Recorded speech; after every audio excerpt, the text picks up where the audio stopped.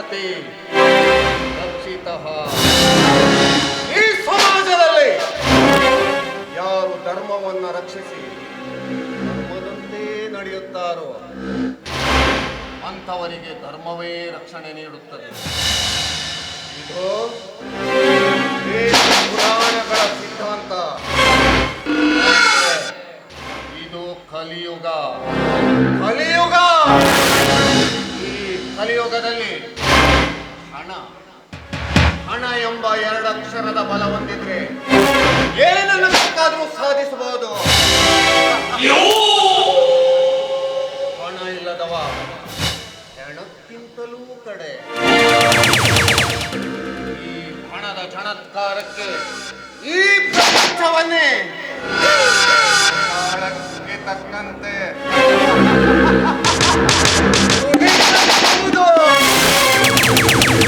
ನನ್ನ ಸಿದ್ಧಾಂತ. ಈ ಚಕ್ರವರ್ತಿಯ ಸಿದ್ಧಾಂತ.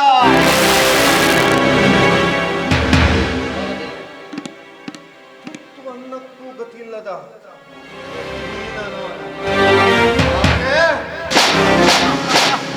ಇಂದು ಈ ಊರ ಗರ್ಭ ಶ್ರೀಮಂತ. ಮೇಲಾಗಿ ಈ ಕ್ಷೇತ್ರಕ್ಕೆ MLA.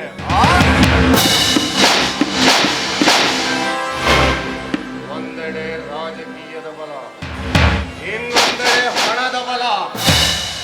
ಈ ಎರಡು ಗಜಬಲಗಳೊಂದಿಗೆ ಈ ರಾಜಕೀಯದ ಚದುರಂಗದ ಆಟದಲ್ಲಿ ನಾನು ಆಡಿದ್ದೆ ಆಟ.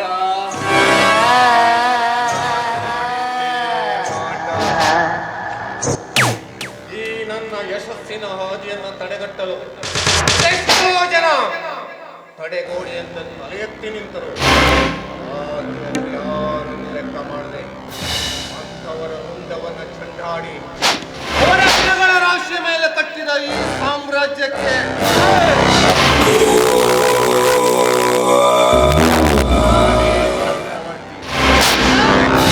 ನಾನೇ ಚಕ್ರವರ್ತಿ.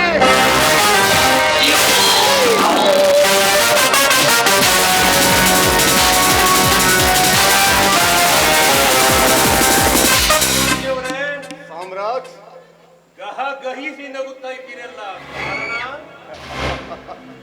ಕೇವಲ ಸಂತೋಷವಲ್ಲ ಸಾಮ್ರಾಟ್, ಪರಮ ಸಂತೋಷ. ಹೇಳು, ಎಲ್ಲಿಯವರೆಗೆ ನಾವು ನೀಡೋ ಈ ಎಂಜಲ ಕಾಸಿಗೆ ಕೈ ಚಾಚಿ ನಮ್ಮ ಅಮೂಲ್ಯವಾದ ಮತವನ್ನ ನಮ್ಮಂತ ಭ್ರಷ್ಟ ರಾಜಕಾರಣಿಗೆ ಹಾಕಿ ಆಯ್ಕೆ ಮಾಡುವ ಮೂರ್ಖ ಜನರು ಇರ್ತಾರಲ್ಲ ಈ ಸಮಾಜದಲ್ಲಿ, ಅಲ್ಲಿಯವರೆಗೆ ನಮ್ಮ ಸಂತೋಷಕ್ಕೆ ಕಡಿವಾಣವೇ ಇಲ್ಲ. ಅಂದಹಾಗೆ ನಮ್ಮ ಎಲ್ಲ ಬಿಸ್ನೆಸ್ಗಳು ಸುರಳೀತಾಗಿ ನಡೀತಾ ಇದೆ ತಾನೆ? ಸುರಳೀತಾಗಿ ನಡೀತಾ ಇದೆ. ಸಿಂಹ ಗರ್ಜನೆ ಮಾಡಿದರೆ ನಾಡೆಲ್ಲ ನಡುಗುತ್ತದೆ. ಈ ಸಾಮ್ರಾಟ್ ಗರ್ಜನೆ ಮಾಡಿದರೆ ನಾಡೇ ನಡುಗುತ್ತದೆ. ಆದರೆ ಈ ಸಾಮ್ರಾಟ್ ಹೊಡೆದರೆ ಹಣದ ಸುರಿಮಳೆಯೇ ಸುರಿಯುತ್ತದೆ. ಯಾರಾದ್ರೂ ಈ ಸಾಮ್ರಾಟನ್ನ ಎದುರು ಹಾಕೊಂಡ್ರೆ ಹೆಣಗಳ ರಾಶಿಯೇ ಬೀಳುತ್ತದೆ. ಚಕ್ರವರ್ತಿಯವರೇ, ಸಾಮ್ರಾಟ್ ಸತ್ಯಮೂರ್ತಿ ಅಂತ ನಮ್ಮ ಕೈಯಲ್ಲಿರುವಾಗ ಸಾಮ್ರಾಟ್ ಯಾವ ಭಯನೂ ಇಲ್ಲದೆ ನಾವು ಮಾಡುತ್ತಿರುವ ಕಳ್ಳ ವ್ಯವಹಾರ ಸುರಳಿತವಾಗಿ ಸಾಗ್ತಾ ಇದೆ. ಸಾಮ್ರಾಟ್, ನೀನು ಹೇಳೋ ಮಾತು 100% ಸತ್ಯ.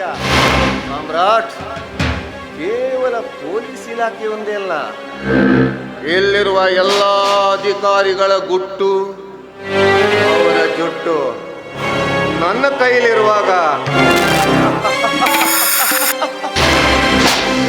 ನಮ್ಮ ಈ ಕೆಲಸಕ್ಕೆ ಯಾವ ಅಡಚಣೆನೂ ಇಲ್ಲ. ಸಾಮ್ರಾಟ್, ಹೇಳಿ ಚಕ್ರವರ್ತಿ. ನಿಮ್ಮ ಹತ್ರ ಒಂದು ಮುಖ್ಯವಾದ ವಿಷಯದ ಬಗ್ಗೆ ಡಿಸ್ಕಷನ್ ಮಾಡೋದಿಲ್ಲ.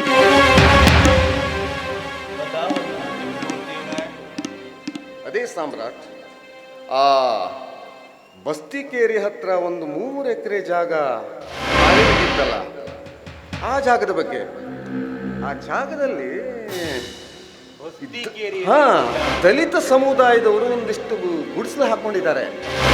ನೋಡು ಸಾಮ್ರಾಟ್, ನೀನು ಏನು ಮಾಡ್ತೀಯೋ ಏನು ಬಿಡ್ತೀಯೋ ಐ ಡೋಂಟ್ ನೋ, ಬಟ್ ಆ ಜಾಗ ಫುಲ್ ಆಗಬೇಕು.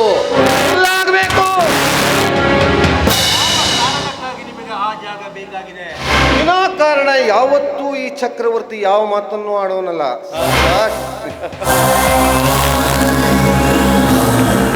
ಆ ಜಾಗದಲ್ಲಿ ಒಂದು ಭವ್ಯವಾದ 5 ಸ್ಟಾರ್ ಹೋಟೆಲ್ನ ಕಟ್ಟಬೇಕು ಅನ್ನೋ ನನ್ನ ಬಹುದಿನದ ಕನಸು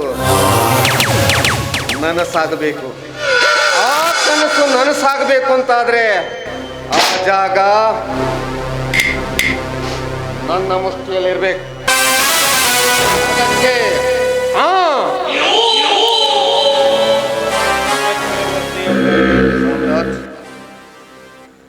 ಬಸ್ತಿಕೇರಿಯಲ್ಲಿರುವ ಆ ಜಾಗ ಒಬ್ಬ ದಲಿತನಿಗೆ ಸೇರಿದ್ದು.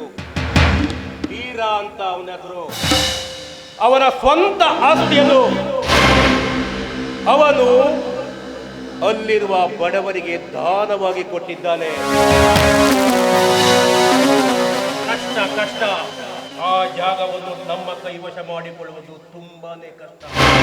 ಒಂದು ನಿಮಿಷ ಸಾಮ್ರಾಟ್, ಆ ಜಾಗ ಯಾರದ್ದು ಅಂದೆ? ವೀರ ಎಂಬ ದಲಿತನ ಹೆಸರಿನಲ್ಲಿ ಸ್ವಂತವಾದ ಆಸ್ತಿ. ಇಷ್ಟು ಚಿಕ್ಕ ವಿಷಯವನ್ನ ಏನೋ ದೊಡ್ಡ ಸಮಸ್ಯೆ ಅನ್ನೋ ರೀತಿಯಲ್ಲಿ ಮಾತಾಡ್ತಾ ಇದೆಯಲ್ಲ. ನೋಡು, ಆ ಜಾಗ ಬೀರನದ್ದು ಅಂತ ಆದ್ಮೇಲೆ ಆ ಜಾಗ ಇನ್ನು ಮುಂದೆ ನನ್ನದ್ದು. ಅದು ಹೇಗೆ ಅಂತೀಯ? ಆ ಬೀರನಿಗೆ ಹೆಣ್ಣು, ಹೆಂಡ, ಹಣ ಈ 3ರ ಆಸೆ ತೋರಿಸಿ ಸುಲಭವಾಗ ಆ ಜಾಗನ ನಮ್ಮ ಬುಟ್ಟಿಲಿ ಹಾಕೊಳ್ಬಹುದು ಸಾಮ್ರಾಟ್. Very simple. ಶೀಘ್ರ ಬಂದ ಹಾಗೆ ಒಳ್ಳೆ ಕೆಲಸಕ್ಕೆ ಯಾವತ್ತೂ ಲೇಟ್ ಮಾಡಬಾರ್ದು. ಈ ಕೆಲಸನ ಇವತ್ತೇ ಮಾಡಿ ಮುಗಿಸ್ಬೇಕು. ಏನಂತೀಯ? ನೀವು ಇಷ್ಟು ಹೇಳಿದ ಮೇಲೆ ಹಾ, ಆ ಕೆಲಸ ಆಯ್ತು.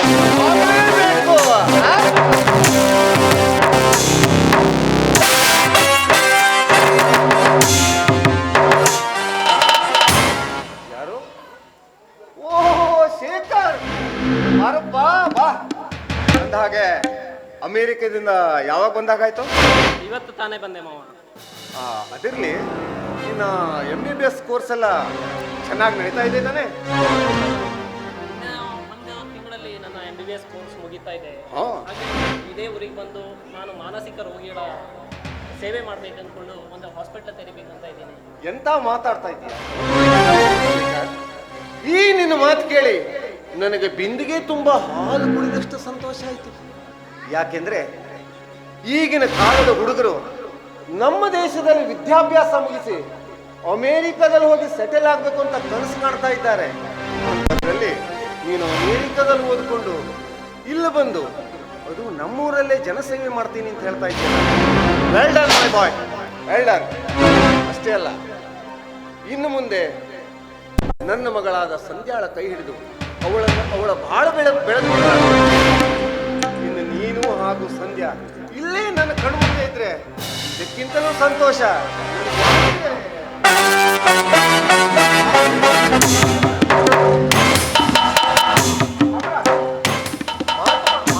ಮಾತಾಡ್ತಾ ಇವನು ಪರಿಚಯ ಮಾಡಿಸೋದನ್ನೇ ಮಾಡ್ತಿದ್ದೆ.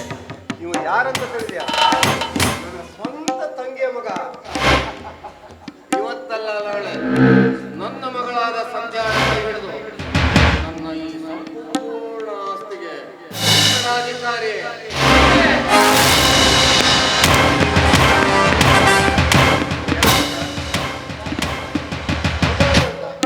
ಈ ನನ್ನ ಎಲ್ಲಾ ಬಿಸ್ನೆಸ್ಸಿಗೂ ಇವರೇ ಪಾರ್ಟ್ನರ್ ಕಣೋ, ಇವರೇ ಪಾರ್ಟ್ನರ್.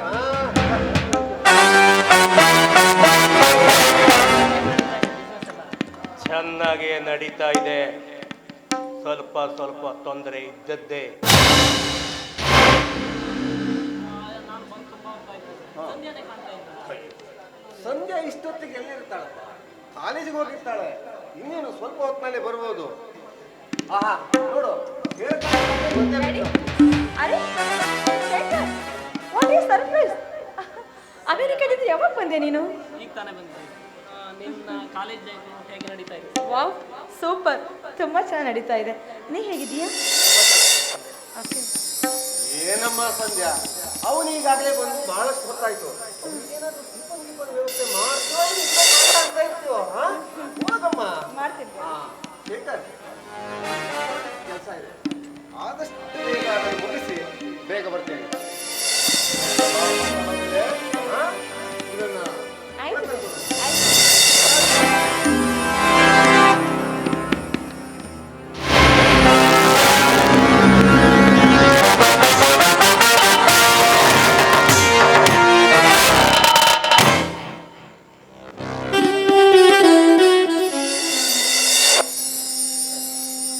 ನೀನಿಲ್ಲದೆ ಅಮೆರಿಕದಲ್ಲಿ ಒಂದೊಂದು ಕ್ಷಣವನ್ನು ಕಳೆಯೋದು ಒಂದೊಂದು ಯುಗದಂತೆ ಮಾತಾಡ್ತಿರ್ತಾರೆ.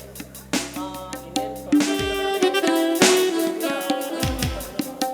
ಸಂಪತ್ಗಳಾಗೋ ಯೋಗ ಬಂದಿದೆ. ಶೇಖರ್, ಏನ್ ಹೇಳ್ತಾ ಇದ್ದೀಯ? ನೋಡು, ನಾನು ನಮ್ಮಿಬ್ಬರು ತಂದೆ ತಾಯಿಯಂದ್ರು ನಿನ್ನನ್ನೇ ಮದುವೆ ಆಗ್ಬೇಕು ಅಂತ ಅವ್ರು ಮಾತು ಕೊಟ್ಟಿರಬಹುದು, ನಿಜ. ನಮ್ಮನ್ನ ತಮ್ಮ ಆಜ್ಞೆಯ ಸಂಕುಲಲ್ಲಿ ಬಂಧಿಸಬಹುದು, ನಿಜ. ಆದ್ರೆ ನಾನಿವಾಗ ಪ್ರೌಢಾವಸ್ಥೆಯಲ್ಲಿ ಬಂದಿದ್ದೀನಿ. ಹೀಗೆ ಬೇಕಾದ್ರೆ ಯಾವುದು ಸರಿ ಯಾವುದು ತಪ್ಪು ಅಂತ ಆಯ್ಕೆ ಮಾಡ್ಕೊಳ್ಳೋ ಸ್ವಾತಂತ್ರ್ಯ ನನಗೂ ಇದೆ. ಅಪ್ಪ ಹಾಕಿದ ಆಳಿದ ಮರದಿಂದ ಏನ್ ಹಾಕೊಳ್ಳಿಕ್ಕೆ ನನ್ನಿಂದ ಸಾಧ್ಯ ಇಲ್ಲ.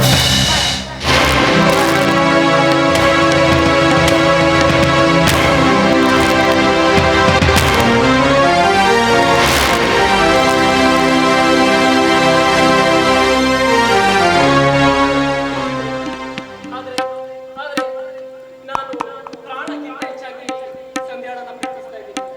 ಓ ನನ್ನ